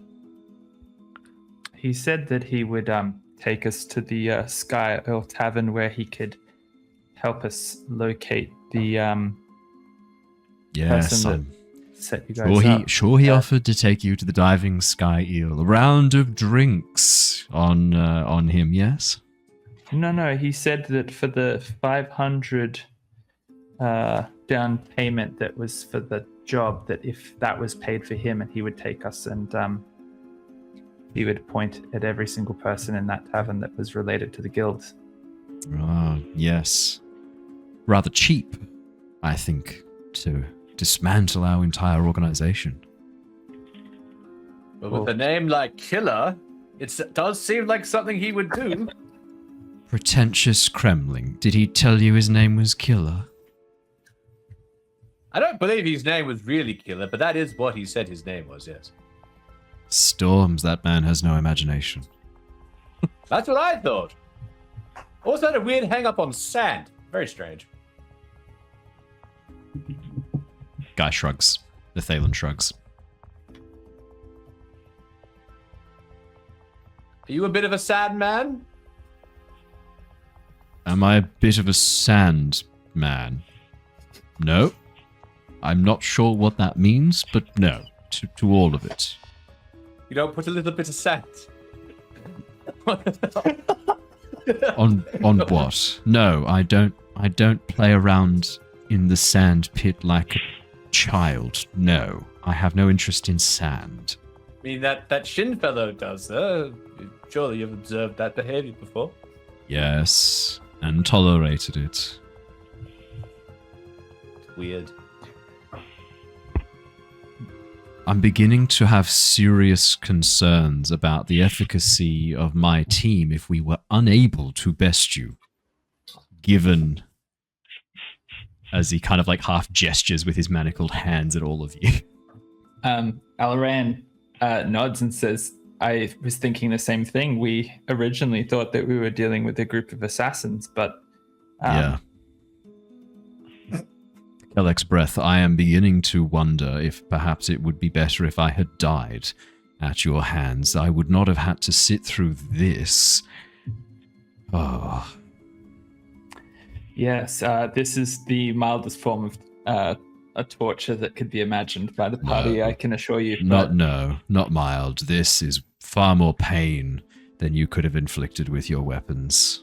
This stings. You overestimate how good we are with our weapons. As we said, you are bad assassins. At that, you watch as a genuine smirk once again comes to his lips as he can't really stop himself as he... Oh. Yes, I suppose your ineptitude with words, if it is indicative of your skill with a blade. Perhaps your attempts to physically torture me would instead cure my lumbago. Do they just let anyone into the Assassin's Guild these days, if this is the best of the best? Apparently so. I had high opinions of myself and my team, but trust me, I have been completely awoken to those now. The illusion has been stripped from my eyes, and I see us for the failures we are. Not much of a killer. Not much of a nicknamer either. Could I ask you something there? We have nothing but time, I am sure. Neivien kind of steps forward a little bit after having stood at the back for the most part. Does the name Relanath mean anything to you? His face does not move 1 inch, Neivien, but you watch as he slowly nods. Yes, I've heard the name Relanath before. normally accompanied by the title Bright Lady in front of it, but I assume we're talking about the same person. Can I roll for anything on that? I want to know if, I guess it'd be an insight as to if that name had any additional meaning outside of what he just gave it. Yeah, I'd allow insight or deduction, your choice. Ooh. Could I use cutthroat tactics to raise the stakes of the test? Absolutely you can. That is a great idea. Oh, let's fucking go. So how does that work? You can add the plot dice. Ooh. Okay. Okay. Oh no. It's a nothing. But you do get a +5. Which is your existing that you'd literally get nothing from that. Oh, I'm so sorry, mate. That's very unfortunate. That's actually harder to roll than than getting something from it, which is really impressive. That's a skill. Thank you. It's very well done. That's a total of 12, Neivien. He knows the name, but like, why would he acknowledge that he knows it unless this is going to be used now as leverage? You don't think he's going to give you much more for free. He's using this as a fishing opportunity to find out what information he can kind of get you hooked on. And when you show particular interest, that's when the bargaining will begin, you suspect. So, you know that she's a bright lady, and you've heard the name around. Did you know anything about her movements more recently? Perhaps. Since the caravan attack and since her escape. Perhaps. Can I go out on a limb here and assume that this guy can read, and additional to being able to read, with the span read that I used to communicate with Relanat's people that time, that code that was used, does that work from a somatic level as well, or only written? It's a written one. It'd be very hard to speak aloud. The code is a series of like phrases lined up in such a way that they create a shape. It'd be very hard to say aloud. Okay, I'm going to, in that case, just spend a moment writing down this is deeper than you know. There are plants everywhere in that same coded script, and just hold it up to him. You watch as his eyes dart across the page for a second before he looks up at you. I'm assuming this is text of some sort. Okay, then. He's a dude. Oh, no, I'm aware. I'm aware. All right. As you wish. I'll put it away. And then I'll step cocks back. his head as you put it away and step back, as if a little bit confused. That's an interesting fate to choose there. But it's yours to do with as you wish and to squander as you see fit.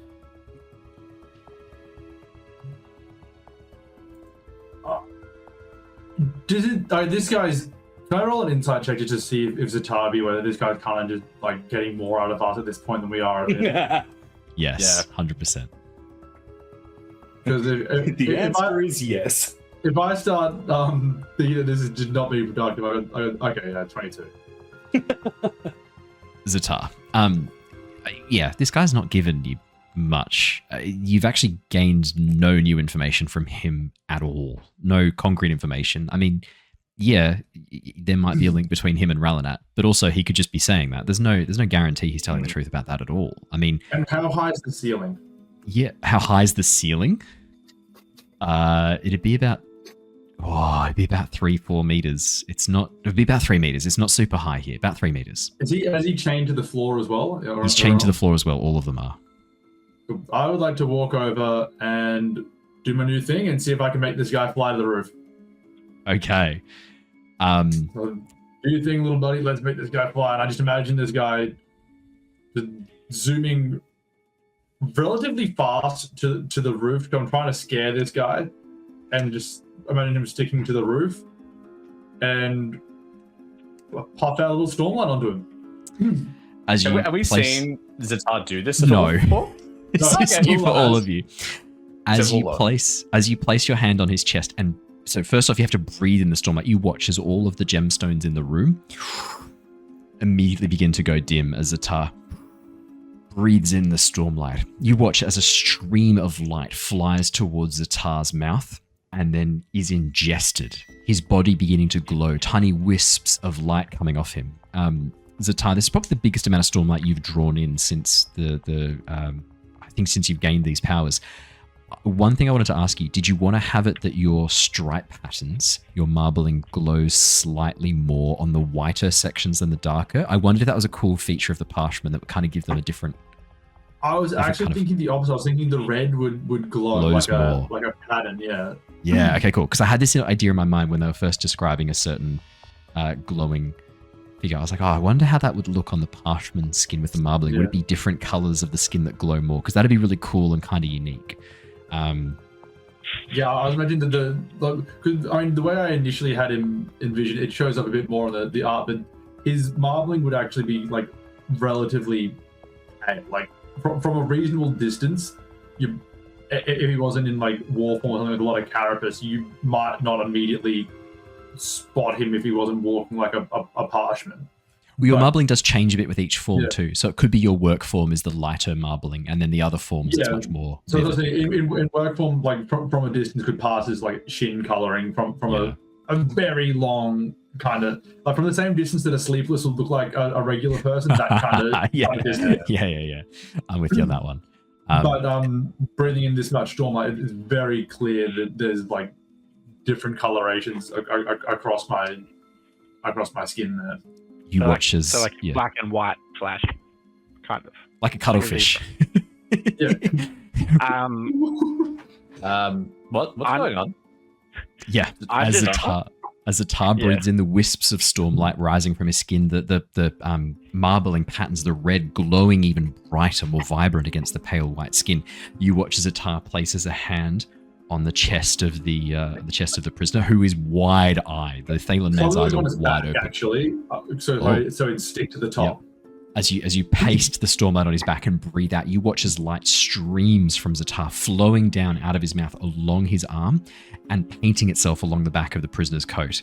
You watch as the Thalen man, eyes wide, goes, "What is?" And then he shoots up, falling towards the ceiling. He doesn't quite make it. The chain, only 2 meters long, springing into action as he holds in place, hovers like a magnet, pulling him towards the ceiling, but trapped on the edge of this long chain. As the chain kind of vibrates, holding him in place, you can see his eyes are wide, his clothes sort of pulling away from him towards the ceiling as he looks down in horror at Ztar. Like, the only reason you live in my presence is because you are already being punished for your crimes. If you You're wish a to come Pashendi. down, if you wish to come down and not spend the rest of your days glued to the roof, I suggest you start giving us the information we need to continue bringing those to justice that need to find it. You are Pashendi. I had heard tales of them, their strength. How did you infiltrate this camp? Why are you working with the enemy? As he turns towards the rest of you, looking down at Ztar. At that point, I just get my dagger out and hold it underneath him. This will not last for long. Tell us what we want to know, or when you fall, it will be a particularly spiky landing. Make me an intimidation check, Ztar, with advantage, please. Sorry, let me make an intimidation if you... Yeah, no, with advantage. Whilst he's doing that roll, are we sure Rav-eth can see Ztar still? Are these multiple colours and changing, or is... Ztar! is it just Ztar's peekaboo? invisible. Ah! He's a light weaver! No object permanence at all. Alright. Clicking the wrong button. Is he white or black? I can't tell. Yeah, I can't tell. It's really struggling with the object's permanency. Yeah. Yeah, Just light and Could I- dark. Raise the stakes here.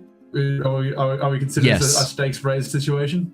This is a stakes raised situation. I mean, this is you Assassin's can, raised. yeah, you can have advantage on either the d20 roll or on the raise the stakes dice. Your choice. Probably go the d20. Yeah, that's fair. You can absolutely raise the stakes, 100%. Okay, it's a nothing. Again, impressive that you've managed to get a nothing on the raise the stakes dice. Crazy. That is a 17 plus 2 total of 19. You watch as his eyes go wide, looking down at the dagger, and you can see in his eyes, Ztar, he is doing the math here, falling on that dagger from this height as you place the dagger and holds it. He knows that that's going to be a lethal blow. If he's not immediately caving, I move it slightly down towards the old spheres. Oh, okay. You've made your bloody point. Storms. This is unbelievable. I will tell you what you need to know, Parshendi.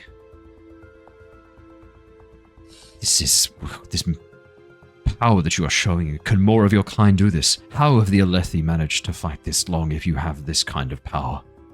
First, who hired you to kill us? I don't have a name. They don't give their names, the clients. I can only give you a symbol that we were shown. Provide it. He looks down at his manacled hands, taut against the chain as he is held up against the roof. I can't exactly draw it up here, can I? Neivien, provide this man a pen in his mouth. How'd you, what? Time is of the I'm essence, confused. What's happening? I'm scared.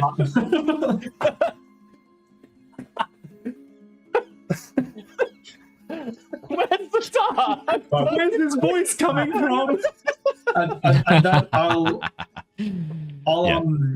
I'll touch and probably breathe the Stormlight back in and let him down to draw the symbol. How did Pop the dagger and you can go. I'll put you back up if you become uncooperative again. I trust that will not be required. That will not be required. see? Here's and Draw the symbol. Does it need to Have be you in my always been mouth? able to do that, Ztar? I pop the pen out of his mouth and pop it into his hand now. Draw the symbol. Glyphs are not my strong suit, but I can show you what we were shown. And with that, you watch as he traces a glyph. It is an Aelthi glyph that is immediately...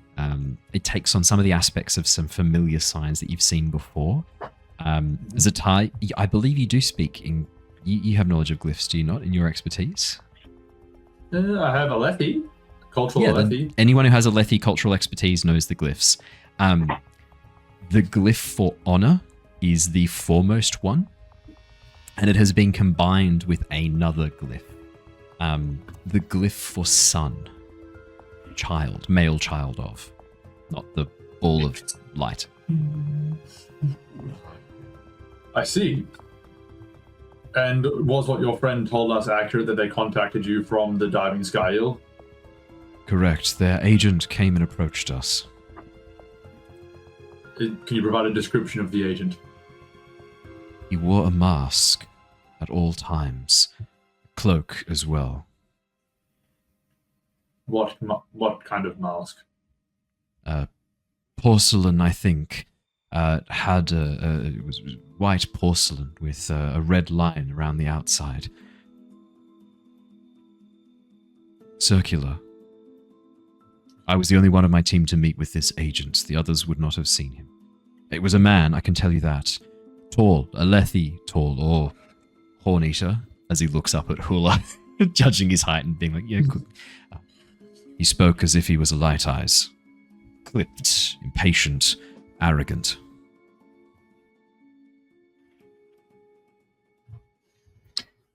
Why did they show you this glyph? If they concealed themselves. They did not show us the glyph. I had one of my agents follow them. Steal something from them. Some connection issues. What about their voice? Am I back? You're Yeah, back. You're back. The bit you missed was Alaran asked, why did they show you this glyph? And he said they didn't. I had one of my agents follow them and steal something. This was what was on the paper. Can you tell us what this particular fellow sounded like? Was it young, old? His Did voice... they make an attempt to muffle their voice, perhaps? No attempt to muffle his voice or change it from what I could tell, but it was... he sounded older, I would say. Not a young man. Not maybe middle-aged. Military, I would have said. Can I, does that symbol look like anything that I might have seen my mistress dabbling in, or, you know, have I come across that with my background at all? I was going to talk to you about this in a little bit, Neivien. Yeah, you've seen this symbol before. Do I know anything about it to any depth past what we've You been discussing? know it appeared in one of your mistress's notebooks, and when you happened to glance at it, she made every effort to conceal it from you, telling you that you're not yet ready. You need to prove yourself. Wow. I don't say a word about that. But I will say, Neivien, Where's the bloody journal? I will say as well, Neivien, that you saw that in the notebook not long after a certain item was removed from you. Also, Ztar, didn't you just keep a big secret to yourself and decide not to share it with most of the group? Yes. Thank you for that. Before you get off your high horse. I didn't have to- Get off your high chull. Climb down from your high chull. Yeah. My child's fine. I know, I had two people being rampant racists, and the only other guy that's nice to me has been with them the whole time. So I can't hear you. You're right up on top of the chull shell. Like, it's hard to hear you down here in the muck with the rest of them. I don't belong down the muck with the rest of them. I'm a skybreaker. I am above you. I turn back to the gentleman. Besides the team members that we collected after your failed assassination attempt on us, are there any more in this guild of yours? I don't...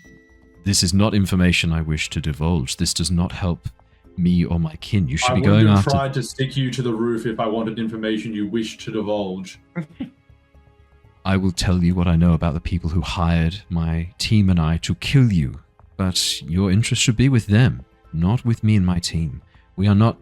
The contract, I can tell you now with much confidence, even before I have divulged information about our employers, which is already... my life is void in their eyes. Our team, the contract will have been null and void the moment we failed. And this organization, this group of people seemed very well informed. I would not be surprised if they already knew of our failure. Surely your guild, by what you've just told me, that then they're obviously more than just your team. They Surely will not your have... guild No, would they will be not have taken up interested in finishing the job. No, would that not? The remaining members are not as skilled as the ones that have been captured and brought here. They would not have even attempted. Then you guys kind of suck.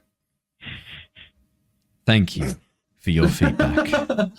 for 1,000 diamond bromes, you're the better. Okay, you want to know the truth? You want to know the truth? I may have inflated our position, our experience to these employers. I may have been inflating our position for some time. Have we completed many contracts and taken many lives? No. Have we completed a few contracts? Yes. Were they mostly thieving contracts?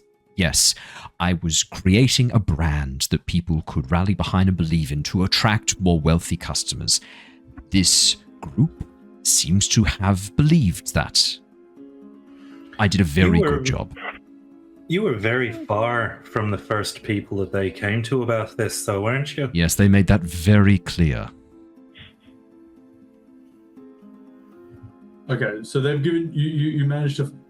You said you sent someone to track and steal from to get a bit of information who your employers was, and that's where you got the symbol from.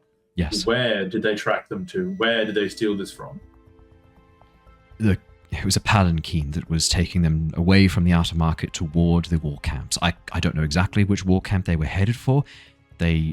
My thief was worried about being caught, but it was in the direction of the southern war camps. And when you said you knew Bright Lady Relinat, is that more than just a She was past on you? the list of people to kill. She survived the attack. Oh. Oh. We were told to kill everyone who survived the attack. We were told to kill Bright Lady Relinat last. Oh. Just out of a... Do you know where she is? We were told where she might be. Which is? She is hiding in one of the other war camps. Which one? Currently. We understand that she is currently hiding in Aladar's war camp. Oh. Can you be a bit more specific? She's going under a false name, a false identity. She's dyed her hair. It is now a jet black. She has done something. She has done her best to hide her appearance. She's going under a fake name as a minor light-eyed noblewoman in Aladar's camp. I don't know the name that she is giving. Eleanor. Rattler. Rattler. Okay, well, all right. Did anyone else have any questions before we leave? I don't immediately have questions, but I would like very much for us to have a small outside chat. I agree. Should I leave him on the roof while we do this, or? I mean, I don't really want to see that again. I still don't understand what exactly I did see. Likewise. I'm a pretty learned man, but that is the first time I've seen that. This is the power the Parshendi used to kill King Gavilar. This is why you need to beware the Parshendi. As he looks towards the rest of you. I don't really care about Beware them, the though. Ides of Parshendi. I mean, I'm confused, but our friend here has been nothing but helpful. Why would I be worried about it? Alaran's extremely nervous and looking around for somebody else in the room that is as worried about Ztar as he is, but the only person in the room that's true of is the victim. It doesn't take much. Like Rav-eth's like, oh, it doesn't matter to me, but you can see he's like, it doesn't matter to me. I'm a bit worried though. I'm putting on a brave face.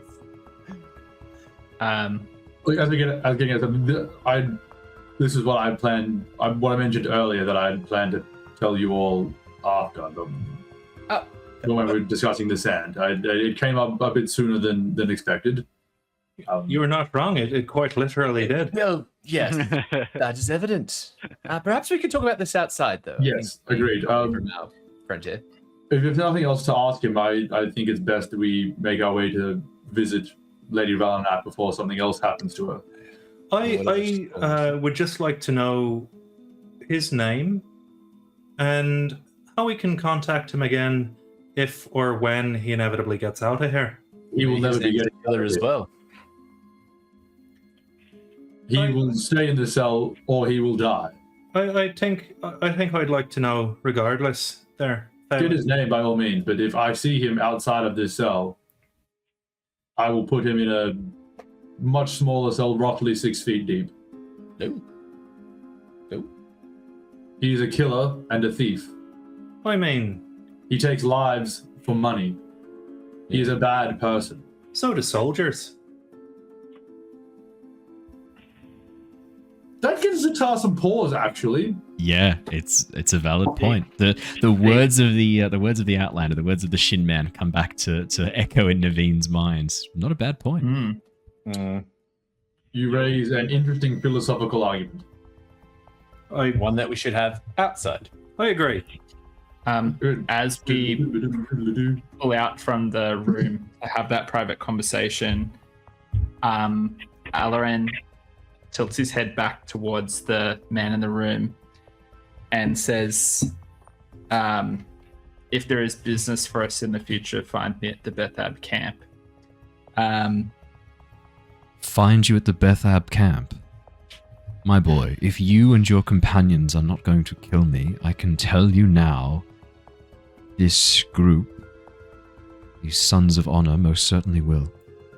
If they find out that I have revealed, even then, the suspicion that we have revealed information, I am probably already a dead man.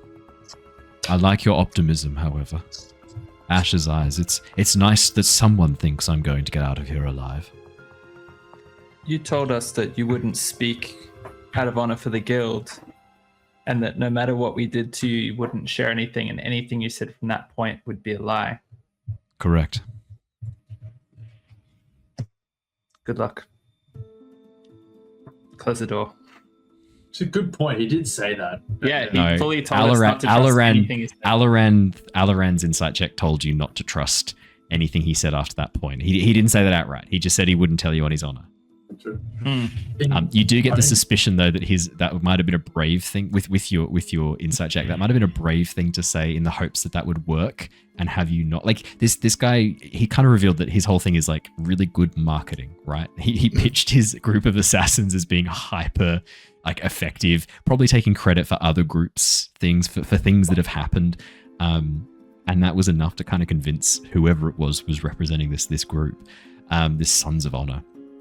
But like, yeah, like most of what he was saying was probably lies to get this job and get that position. So yeah, it would make sense he's convincing.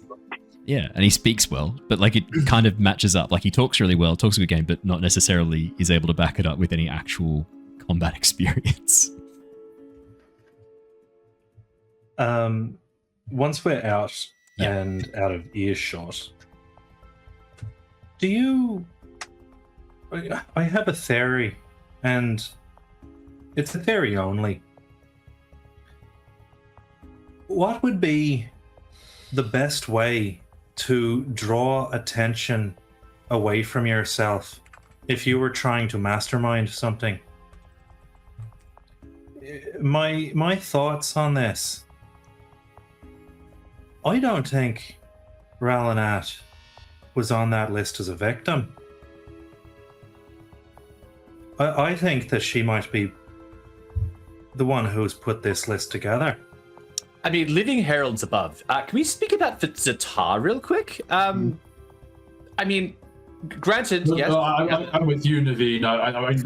I think it's definitely worth going to have a conversation with her, this Telenar, at the very least. Gaslight, surge bind, parchment. I just stare at Natan like, look, we've been through thick and thin over the last few days, but that was something. That was something. That was How long truly. have you been keeping that from us? Yes. Less than 5 hours. Oh. Yeah, that's the very thing that everyone is fearful of. These powers. Would anyone be fearful of them at this point?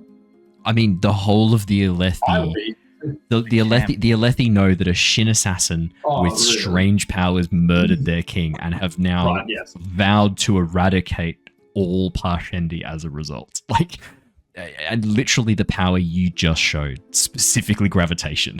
It's not good. Yes, sorry, I forgot him. Yeah. Put it this way, it's not going to make those two less racist, is it? Yeah, it's a good point. I would be very careful with how you display such. That's why I did it in a closed cell. Very wise. Yes. Yes.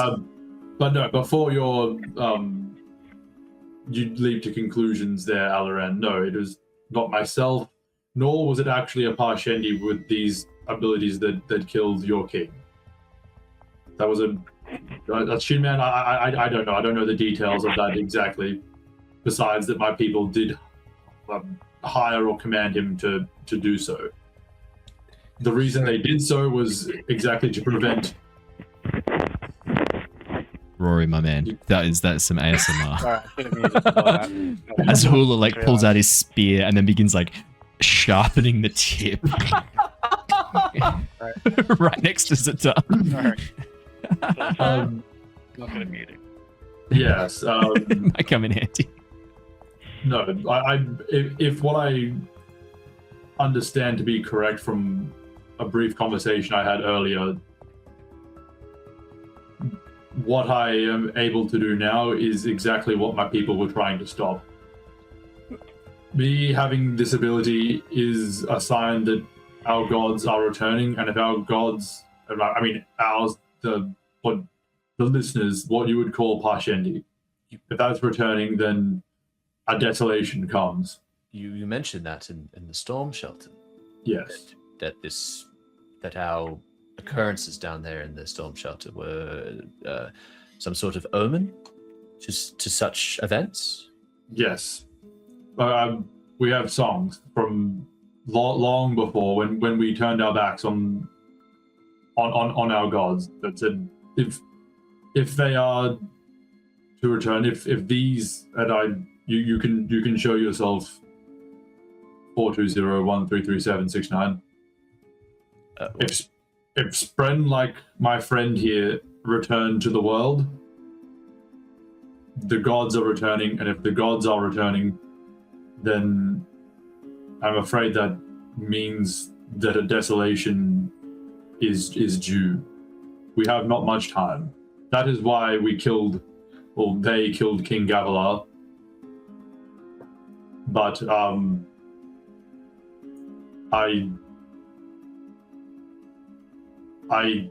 bonded with this friend. He is my friend, and that connection lends me these powers.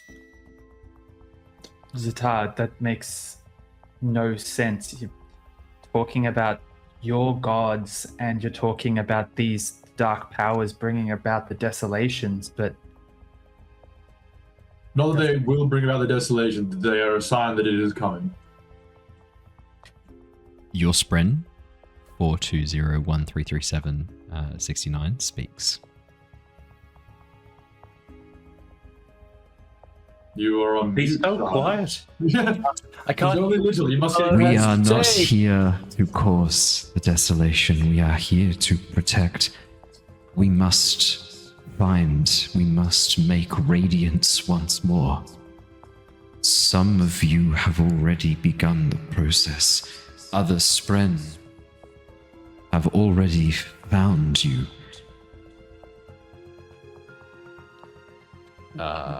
What do I know of intelligent Spren that can speak like this? With my background, do I know these things exist? You would have heard stories, but this is all like Knights Radiant shit. This is like the stories were that there were Spren who could speak the powers of the Knights Radiant, but that's all been denounced by the Voran Church, which, given your background, you would believe it was all lies. It was all fake powers. Because of your upbringing within the church, there was a certain party that would... Yeah. I have heard stories in my research. Neivien, you just think, God, I want to stick that Spren in a rock. Uh-huh. I might be wrong here. If we're looking for more information on this, should we not ask the Shin Man who seems to be trying to protect himself from people like our friend here? Well, I mean, either that or he was afraid of a very powerful Fabrial device that could inflict damage. But I mean, he did seem to have some sort of inclination as to all this, so maybe it could be worthwhile. Ztar, do you want to have a go at it?